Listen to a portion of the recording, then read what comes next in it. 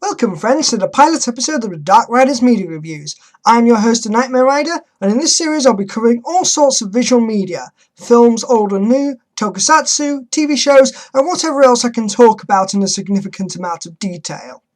Today we look at Dredd 3D, another long line in big budget Hollywood remakes, but this time both a fresh adaptation of 2000 AD comic strip Judge Dredd and a remake of the infamous 1995 Judge Dredd film. This film is directed by Pete Travis, written by Alex Garland, who states this movie is unrelated to the previously mentioned 1995 film, and stars Carl Urban as the title character of Judge Dredd, Olivia Thirlby as Anderson, and Linda Haydey as the sadistic drug lord known as Mama. Story and characters. The future of North America is an irradiated wasteland known as Cursed Earth. On the east coast of North America lies Megacity 1, a vast, violent metropolis containing 80 million residents and where 17,000 crimes are reported every day. Slow-mo, a new drug which slows users' perception of time down to 1% of its normal speed, sweeps the city. The only force of order is the judges, a police force who possesses the combined powers of judge, jury and executioner. During a routine shift, the aimed and feared Judge Dredd is tasked with chief judge of evaluating a rookie judge known as Cassandra Anderson, a powerful psychic who has previously failed the test to become full judge, but is given special exception to have one more shot at earning the title of judge. Now both Dredd and Anderson must investigate 200-story slum tower block peach trees to track down one of the most dangerous drug lords in the city, Mama. Going into this film, I never expected the characters to be anything particularly complex. I went into this film expecting cheesy one-liners and lots of action, and for the most part I got that. The story is pretty straightforward, with Dredd and Anderson fighting for control of peach trees against a drug lord. They are very much walking into the lion's den, as it is established quite quickly that Mama has an inside man who quickly puts the whole block into lockdown with the intended extermination of the judges. The main problem with the story is that it does actually try to establish a few deeper themes than judges good, Mama clan bad, shoot them all. There are numerous scenes that show the judges as just as feared as the Mama clan, threatening actions against small things such as a homeless man sitting between the blast doors and a restaurant owner being reluctant to aid Dredd and Anderson taking shelter against the drug lord's assault, claiming to be neutral. Dredd makes a remark that he is still taking sides, regardless of if the restaurant owner thinks so or not. With the addition of the corrupt judges who are bought off by the crime lords to take out Dredd and Anderson, this begs the question as to what is really causing the crime rate to be so high in the city, and if the judges are really making a difference. Well, I do like this film very much, that it shows us all these themes rather than telling us outright. It never tries to answer these questions, explore them in any meaningful way. Dredd himself never even mentions the presence of the corrupt judges to the higher-ups after everything is said and done, making me want to know more about the universe and how far back the corruption really goes. I don't mind when films want to be popcorn flicks. If it was just a straightforward action movie, then that would be fine.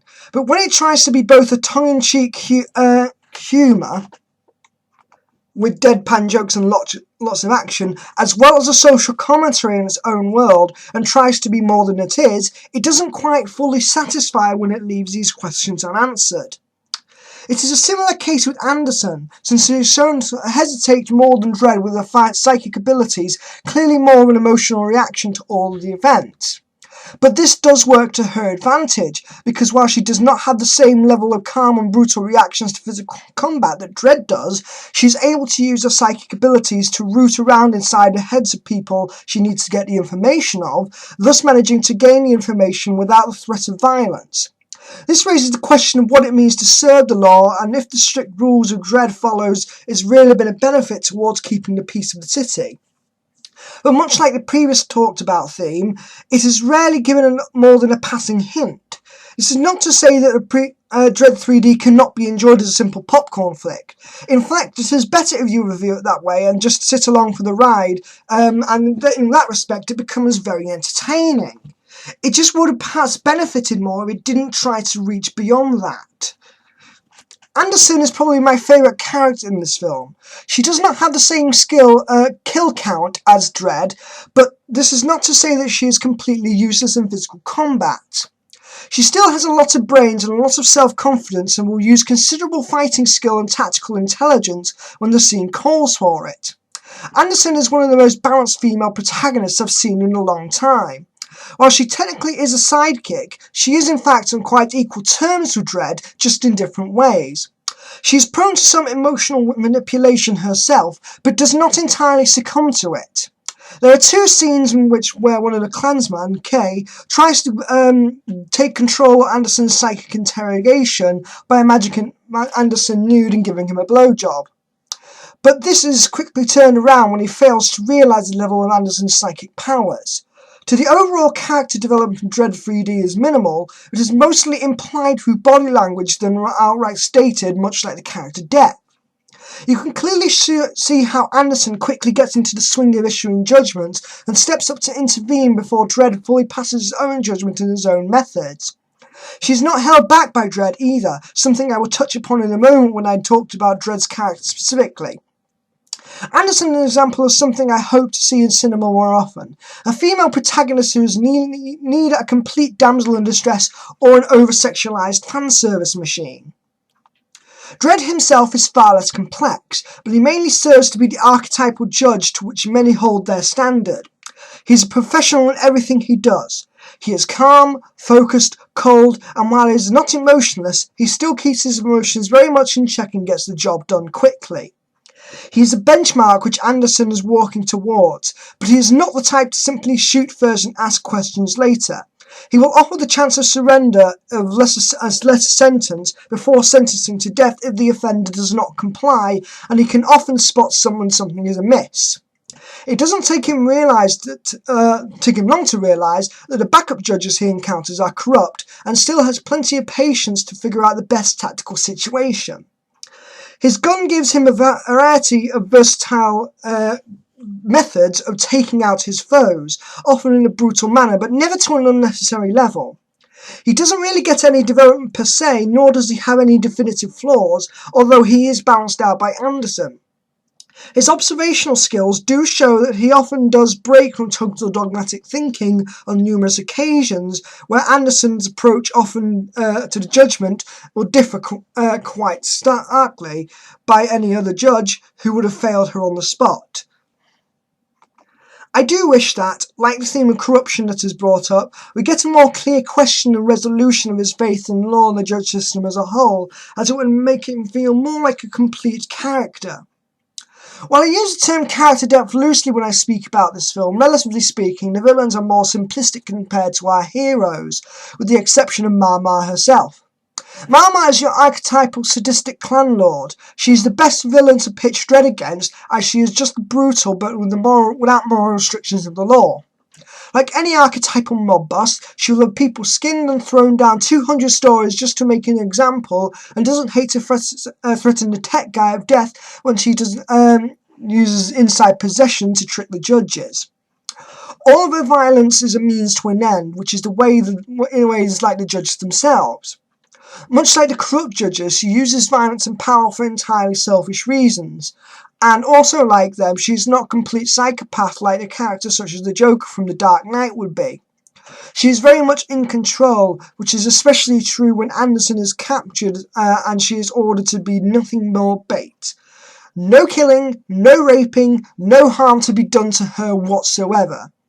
Power-wise, the only difference between her and the judges is that she does not have the direct physical power to take people out.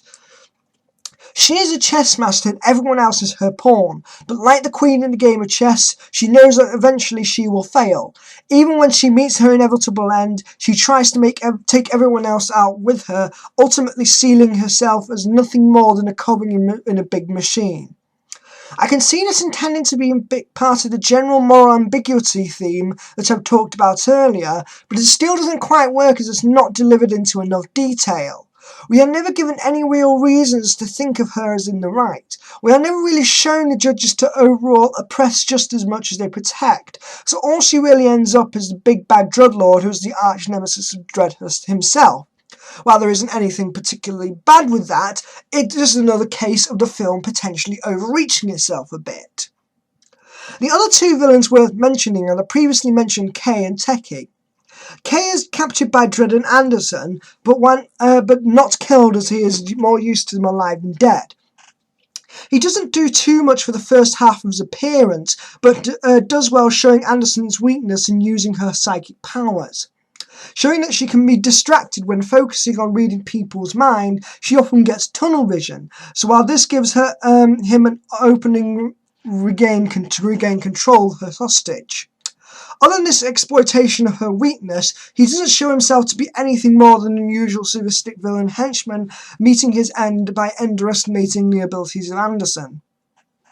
Clantecky is a more sympathetic character, being one largely in control of the security systems that lock both Dredd and Anderson into peach trees, and also being careful to let the corrupt judges in and the legit judges out. He is shown to be threatening without being gutted if he does not succeed in this task. He is more than willing to spill the beans access code to confront Mama, not that this is needed due to Anderson's psychic powers, so he clearly holds no loyalty towards Mama at all. It is never really established if he was always there with them or if he was abducted, just like it's never really explored into detail how the judges became corrupt, although it is clearly stated the features the judges are corrupt out of greed and bribes. The corrupt judges themselves are a surprisingly minor role, filling out the slot of harder antagonists for Dredd to fight, being just as well armed and almost as well trained as Dredd himself. The dialogue and characters are very well written, since all character depth is conveyed through subtle change in body language rather than a spoken word. A simple look, a pause, or even tone of voice can carry so much more volume to it than outright stating how the characters feel, following the show don't tell rule very well. As you would expect, this film has a lot of tongue-in-cheek humour, giving both the judges and Mama Khan very cheesy one-liners to throw around every once in a while to add to the general rule of cool, which this film very much follows. However, you don't find any hammy overacting in the film. It is all played clear and deadpan style and takes itself seriously enough to be dramatic, but not too seriously to feel mean-spirited. It is still a fun movie. Despite how brutal the film can be, it never stops being enjoyable and can still give people plenty of quotable lines besides the ever-prominent I am the law line. Character and stories get an overall grade of C+. Visual and direction. One of the biggest strengths of this movie is the visual design and general tone. This is a great amount of effort put into design a megacity block as run-down cyberpunk urban landscape that is not too far removed from our own, giving the grand sense of familiarity that really makes you really believe that this is a dystopian city where the lower class live both in fear of the ruthless judges and brutal crime lords. Make no mistake, this is a violent film, but this is not an all-out action bloodbath either. All the violence and gold are perfectly directed to use in specific ways to define the methods used by both sides. The horrific torture and overkill of the crime lords makes a big contrast between the equally violent but more clean and precise and multifunctionality of the judges. There are plenty of practical effects and grand explosions mixed in with the CGI, and both styles actually blend quite well together, making nothing feel out of place. Many of the suits and weapon designs are made to look equally practical, adding to the overall gritty realism this film is going for. The first thing that came to mind when I witnessed the use of slow motion and the aptly named slow-mo drug was that the film this is a cinematographer's wet dream.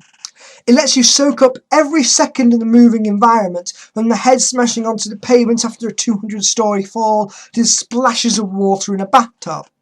These visuals feel very much like fan service, although not much of a sexual nature, despite the one potential sexual reference as mentioned earlier. Since any hungry gorehound should get their satisfaction from the sheer attention to detail, hopefully making up for the relatively low overall bloodshed. While the slow motion does get somewhat overused at times, I can still see how this is used to enhance the impact of a particular scene. Much like these effects are generally enhanced by 3D, since they are often quite bright and colourful, that gives you a picture more obvious depth of field, which adds to the overall attention to detail. Certainly you can see this film in 2D if you can find a showing, but this is a rare case where 3D helps to relieve the potential for claustrophobia that you would get in this kind of environment. Much of the single megacity block, which is something very easy to end up not giving not enough room to see what's going on. Thankfully, Pete Travis manages to balance out this issue well, giving the camera always enough space for you to see exactly who is fighting who, while still managing to have a tight set that you expect from an ultra-density block. The courtyard is big enough to feel exposed in contrast to the corridors where armed clan members could be around every turn. This presents many tactical options which both Dredd and Anderson have to use to survive, and they're still human and as such far from walking tanks. The shots made to look like a video feed of the CCTV cameras also give a nice touch to show the audience that Dredd and Anderson are being watched without them knowing it first.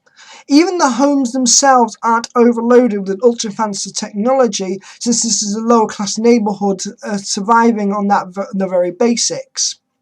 Setting out and achieving exactly what it intends to do, the visual direction gets an A grade. Acting and music. Carl Urban plays the title character of Judge Dredd himself, improving significantly on the hammy lisp of Sylvester Stallone.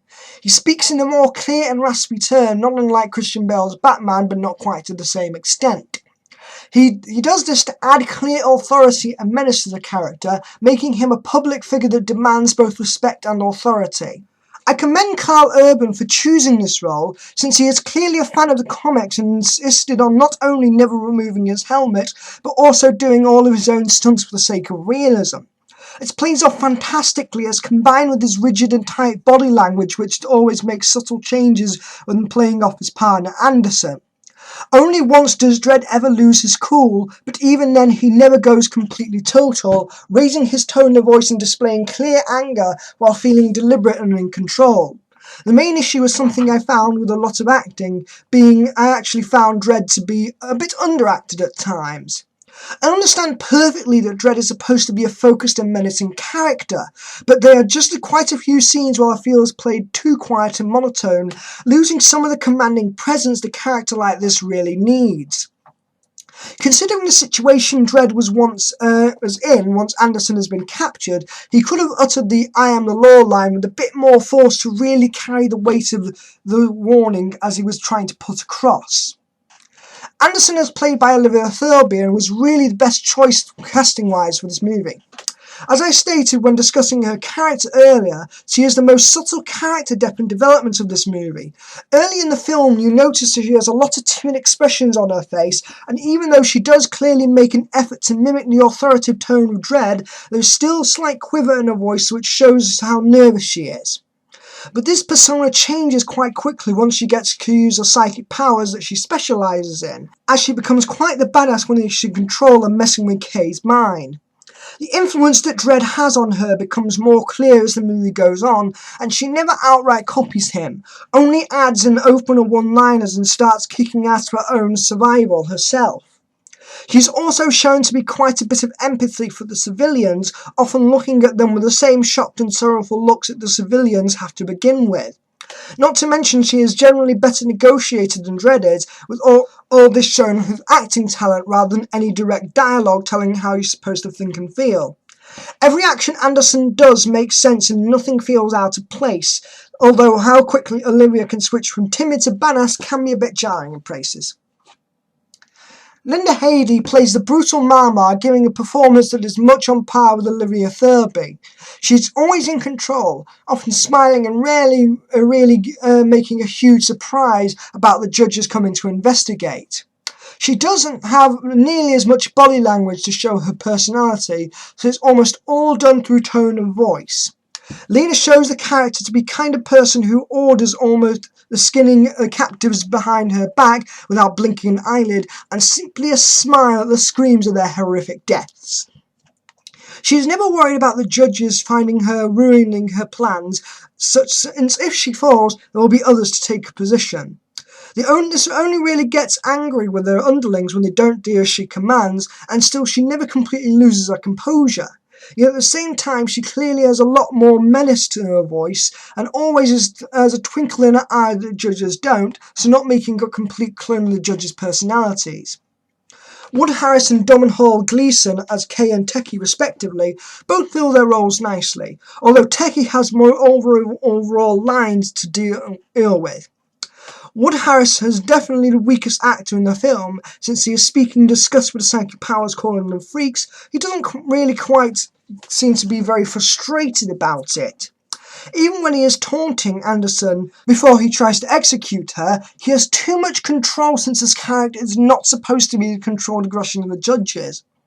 Techie is a lot more neurotic character, and so Domhnall gives him a fantastic display of him becoming more and more desperate and nervous since his life is being threatened if he does not succeed. You can tell he is pushing every trick in the book, appearing frustrated and snapping at the judges trying to enter while he's still pleasing Mama. He doesn't stick around when he is given mercy, so the few scenes he is in really counts. The music is largely made up of heavy electronic music, something that was intended to be timeless, give also more weight to the action sequence. I will admit that it's quite a nice surprise, and the music generally very well timed to hype up the drama of a particular sequence, even slowing down and giving more light and graceful sound in the slow-mo scenes, even when the characters falling to their death.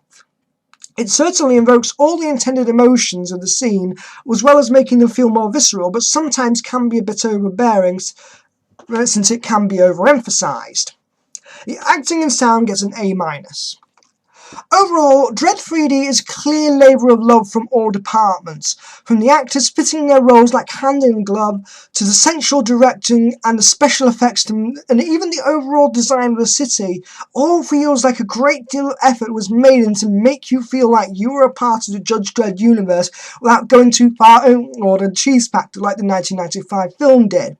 While a very enjoyable popcorn flick, the fact that the movie does bring up questions it never really answers and hints to there being deep themes and meanings to the story, what we are told really makes it quite an eclectic piece that really doesn't need to be. But this is the only real thing that hurts the film in the end. This is the kind of thing that begs for a sequel, as there are really big potential to follow up in more detail about the corruption of the judge system, and what it really means to uphold the law. It's a huge shame that this film is doing so poorly in the box office, as it's got so much effort put into it and could explain and overcome the previously mentioned flaws if it was given a sequel. But currently it's just bombing at the box office, and so doesn't look like it's going to get its $50 million break, which the director has said he would aim for if it was to make a sequel with a bigger budget. I give Dredd 3D a final grade of a B+, and a strong recommendation to everyone who is interested in seeing this film. If you have not seen this film already, please go and do so, because this is what Hollywood remakes should be like, and we should encourage good remakes like this with material we want to see more of. I think the best we can hope for right now is if it doesn't get the budget it wants to at the box office, it will become a cult classic on DVD, and I really hope that we get a sequel. This is the Nightmare Rider, and I shall see you next time.